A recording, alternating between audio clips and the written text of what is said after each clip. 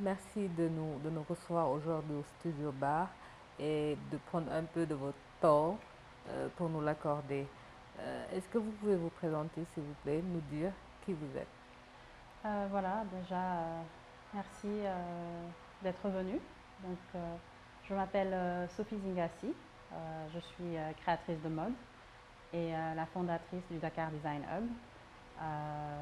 Je suis née au Sénégal, grandie entre différents pays, dont les États-Unis, le Kenya et le Sénégal. Donc, ma vie a été entrecoupée entre différents continents. Mais le Sénégal, c'est chez moi. Donc, Alors, pour vos études supérieures, vous avez commencé par des études en économie avant de vous tourner vers le design. Qu'est-ce qui a fondé votre choix de vous rediriger peut-être vers ce secteur de la culture? moi, j'ai toujours eu une passion pour la mode. Ça m'a toujours intéressée depuis très petite. Donc, je me rappelle à 6 ans, j'avais regardé un documentaire sur la vie de Naomi Campbell. Et ça m'avait tellement intriguée de voir une femme noire, tu vois, puissante, qui était tellement fearless et qui vraiment était, qui, qui, qui, qui était à la pointe de sa carrière. Et donc, depuis ce jour-là, la mode m'a intéressée. Et je disais souvent que dans un autre monde, je serais designer. Donc, parce que j'étais plutôt intéressée par les questions de développement, d'économie, etc. Et je pense que ça fait toujours partie de moi d'ailleurs. Voilà, donc j'étais en train d'étudier l'économie en troisième année et puis je me suis dit, écoutez, je vais essayer de suivre ma passion. Et c'est comme ça que j'ai apply à Parsons New School for Design. Et je me suis dit, quand j'allais faire une application, j'allais apply sur les meilleures écoles de mode dans le monde. Et Parsons en faisait partie. Donc on m'a accepté, à ma grande surprise. Et voilà, c'est comme ça que j'ai commencé ma carrière. Et après sont nés les studios bar. Comment est venu ce projet-là? Pourquoi vous avez décidé de revenir au pays et de l'implanter ici? Alors moi, très tôt, je savais que je voulais revenir au Sénégal. J'ai grandi dans une maison où on m'a toujours inculqué des valeurs sénégalaises et africaines, et panafricaines. Donc j'ai toujours su que je voulais revenir en Afrique, au Sénégal, pour apporter ma pierre à l'édifice et faire développer le secteur de la mode. Donc après mes études à Parsons, c'était vraiment, j'avais même pas cherché à trouver du travail ni rien. Je suis revenue directement au Sénégal. Et c'est comme ça que j'ai lancé ma marque Sophie Zinga. J'ai eu quand même eu à voyager à travers cette marque-là dans beaucoup de pays comme New York, Johannesburg, Dubaï. Et c'est à travers en fait cette marque-là que j'ai vraiment pu voyager et découvrir le monde. Et voilà, donc c'est une très belle histoire pour moi. Et surtout, j'ai eu à rencontrer de très belles âmes à travers mes clientes qui m'ont supporté, qui m'ont encouragé, qui ont acheté Sophie Zinga pendant des années. Et elles sont devenues des amies après et des sœurs. Donc ça, c'était vraiment quelque chose qui m'a beaucoup marqué dans ma carrière. En 2019, j'ai décidé de lancer Bar parce que je trouvais que c'était pour moi, Sophie Zinga était positionnée dans du prêt-à-porter haut de gamme de luxe. Donc il n'y en avait pas beaucoup de marques de luxe en Afrique en 2012. Et donc c'était un peu inédit. Et j'étais obligée à chaque fois de voyager, de partir à New York, à Paris, à Dubaï, acheter des tissus et les faire confectionner ici. Et ça me coûtait extrêmement cher. Et donc je me suis dit qu'il fallait vraiment trouver un modèle qui marche et trouver une façon de mettre en valeur nos tissus locaux, mettre en valeur nos artisans qui ont une richesse inouïe et faire de telle sorte qu'on pouvait créer une marque collaborative en fait. C'est comme ça est né Bar en fait. Donc Bar, c'était moi en pleine recherche d'une identité sénégalaise et africaine ancrée sur la femme sénégalaise. On a créé un tissu un peu qui ressemble presque à du lin, mais c'est du pain tissé. Donc c'était beaucoup de recherche de développement avec les tisserands sénégalais. Et donc c'est comme ça qu'on a pu commencer à raconter une histoire. Cette femme qui voyage, cette femme sénégalaise qui est intellectuelle, mais aussi qui peut-être reste à la maison et qui s'occupe de ses enfants, mais qui veut être belle et qui veut se sentir bien dans sa peau. Et donc, on a commencé à décliner des collections pour empower et pour donner voilà, enfin, tout ce que cette femme-là désirait être et devenir enfin, dans son subconscient. Donc, vraiment, c'est sa barre. Et souvent, j'avais des clientes qui venaient, des femmes puissantes, quelquefois, et qui me disaient, écoute Sophie, j'ai une réunion, j'ai un board meeting à Lagos et j'ai besoin de porter quelque chose où je veux me sentir bien. Et voilà, donc on travaille ensemble pour mettre en place une collection ou bien une silhouette où elle se sentirait très bien et puissante. Et c'est vraiment à travers ça que j'ai compris que la mode a un rôle très important à jouer dans l'épanouissement de la femme et même dans sa carrière professionnelle. Donc voilà. Est-ce qu'il est plus facile de trouver le tissu ici, sachant aujourd'hui que par exemple on n'a presque plus d'usines textiles, que le coton n'est pas vraiment exploité? Est-ce que ça vous revient moins cher d'acheter en Afrique ou ça reste quand même à peu près dans les mêmes prix que quand vous deviez aller à New York ou en France chercher de bons tissus? Alors, malgré les défis du fait qu'on a un déficit de coton aujourd'hui, d'usines de filature, un déficit d'usines qui fabriquent des tissus, pas juste du fine tissé, hein, mais des tissus du textile. Malgré tous ces challenges-là, je trouve que utiliser la matière première, travailler avec des artisans, premièrement, ça a plus de valeur par rapport à son storytelling de marque, mais aussi, ça coûte moins cher. Ça coûte moins cher et le client se retrouve à payer beaucoup moins cher que s'il y avait un tissu qu'on allait importer d'Europe ou de Dubaï. Et donc, pour moi, c'était important de faire ce tournant-là dans ma carrière, en fait.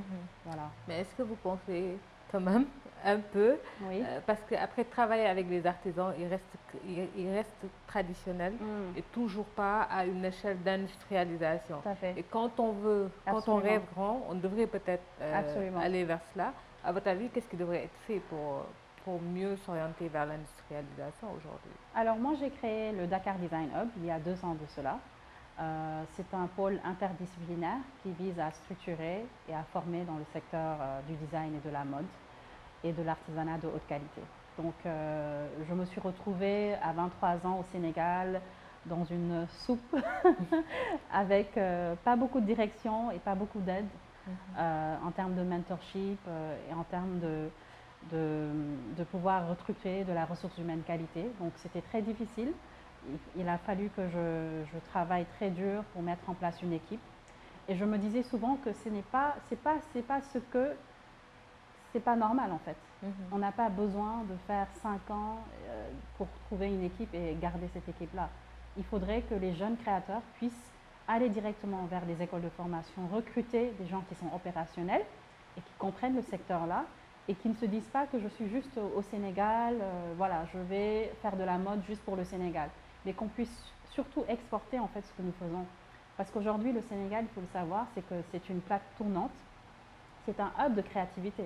Aujourd'hui, que ce soit le Mali, la Guinée, la Côte d'Ivoire, et même en Afrique, jusqu'en Afrique de l'Est ou en Afrique du Sud même, j'ai eu à voyager, on m'a demandé les tailleurs sénégalais. C'est-à-dire qu'on a un nom à préserver, on a un savoir-faire à préserver, que ce soit dans la technicité de la broderie sénégalaise, que ce soit dans le savoir-faire de nos artisans du cuir. Je pense qu'aujourd'hui, le Sénégal est bien positionné, mais il nous manquait en fait la formation professionnelle de qualité, de haute qualité, qu'on puisse exporter nos produits. Parce que souvent, on parle de finition, on parle de choses comme ça, mais c'est vrai qu'on a une nouvelle génération déjà de créateurs qui sont en train d'ouvrir les portes en fait. On voit aujourd'hui des créateurs comme Algay, comme Maraz, qui sont vraiment en train de faire des choses extraordinaires et à la pointe de leur savoir-faire en fait.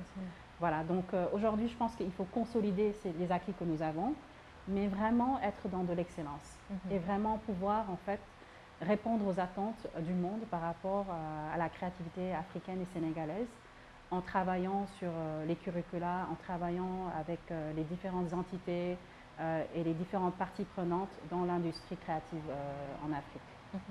Alors, on va dire entre Bar et Dakar Design Up, pour vous, quelles ont été vos clés de succès? Qu'est-ce qui a fait que ces projets-là ont pu s'imposer dans l'écosystème de la mode et du design? Pour Bar, il faut savoir que j'ai travaillé pendant 2 ans avant de sortir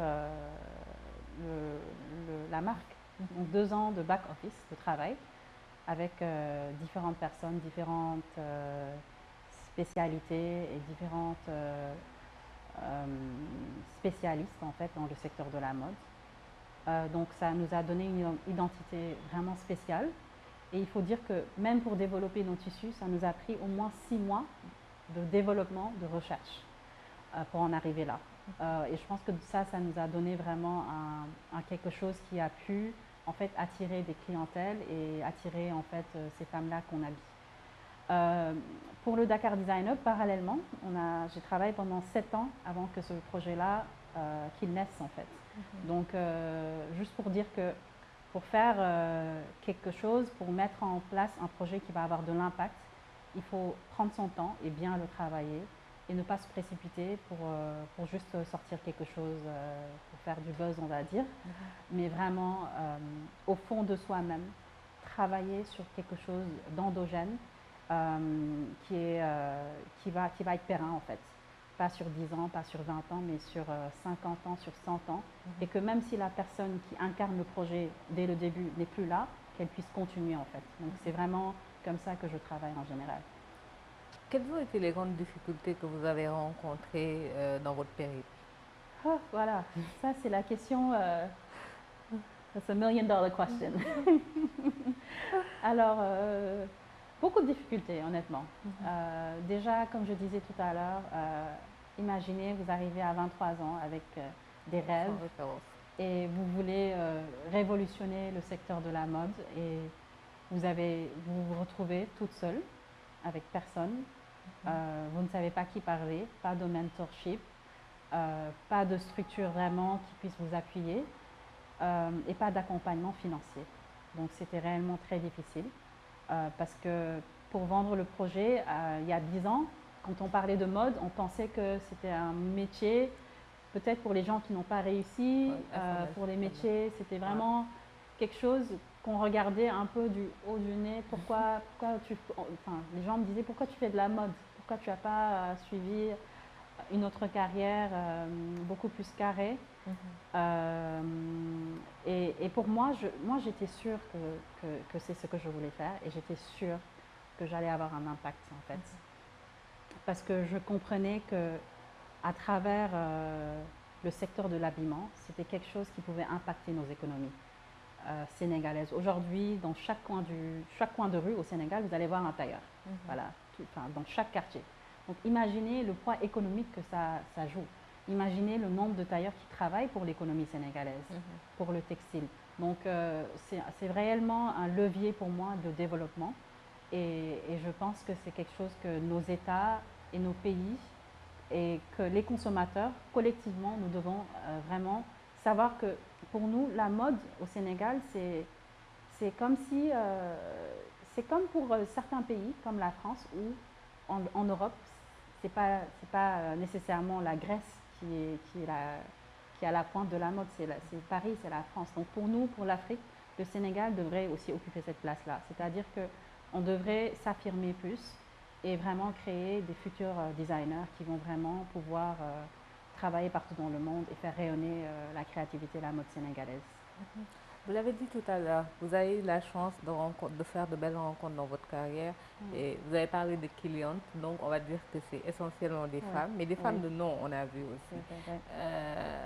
Des femmes vous ont soutenu et vous ont permis d'être là aujourd'hui. Pour certains, c'est ainsi que devraient se soutenir des femmes et que c'est ça la solidarité la solidarité féminine. Pour vous, quelle est votre conception de la sororité? Alors pour moi, le concept de sororité, c'est l'amour de son prochain. C'est l'entraide, c'est se soutenir d'une façon franche, ouverte, à cœur ouvert.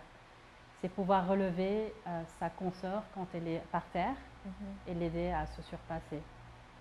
C'est avoir des conversations difficiles et ne pas juger. Pour moi, c'est ce que signifie la sororité. C'est une connexion importante entre femmes pour s'entraider et s'aider enfin, franchir ce cap de verre-là dont on parle souvent. Et aujourd'hui, je vois qu'il y a les fruits de notre perspicacité, je vais dire, et du fait que vraiment, pendant des décennies, il y a eu des femmes qui se sont battues pour les droits des femmes. Il y a eu des femmes féministes qui ont marqué la voie, qui ont pu en fait nous donner en fait pas seulement de l'espoir, mais aussi en fait des réelles perspectives, parce que ça a été on s'est battu pour ça. C'est pas arrivé comme ça, tout d'un coup on a des femmes puissantes qui sont en train de diriger le monde. Donc je trouve que c'est important qu'on puisse s'entraider et qu'on puisse continuer surtout à donner la main à la nouvelle génération et qu'on puisse continuer ce que nos mamans et nos grands-mères ont commencé à faire. Et surtout ne pas oublier en fait une belle tranche de la population qui n'a pas les moyens comme nous, à qui on doit parler, à qui on doit mieux communiquer avec pour qu'elles puissent comprendre les enjeux aujourd'hui. Parce qu'aujourd'hui, dans ce monde-là, en 2023, c'est vrai qu'il y a les réseaux sociaux qui sont là, qui sont très présents. Je pense que les jeunes filles ont besoin de plus de repères, de plus de role models. Et donc, je pense qu'on n'a pas le droit de se cacher. On n'a pas le droit de ne pas parler. Et je pense que ces émissions-là, ces initiatives-là sont tellement capitales et tellement importantes pour l'autonomisation des femmes, des jeunes filles, mais aussi pour qu'elles puissent avoir une lueur d'espoir pour dire que ah, je peux le faire. Elle l'a fait, je peux le faire aussi. Voilà, donc c'est peut-être ce message-là que j'ai à faire passer. Ok. Alors merci, mais en fait, on vous invite à lancer un dernier message, c'est-à-dire inviter les gens à participer à la soirée de la solidarité africaine de 28 au Radisson. Alors j'invite tout le monde, hommes comme femmes, comme jeunes, à venir en masse soutenir la soirée de la solidarité africaine, parce qu'on le mérite, parce que c'est important et on doit s'entraider, et parce que je trouve que Hadignan Diakhaté est en train de faire un travail extraordinaire, et elle est en train de mettre une fondation solide et une base solide pour les générations futures. Donc j'encourage tout le monde à venir en masse, venir supporter en fait cette belle soirée.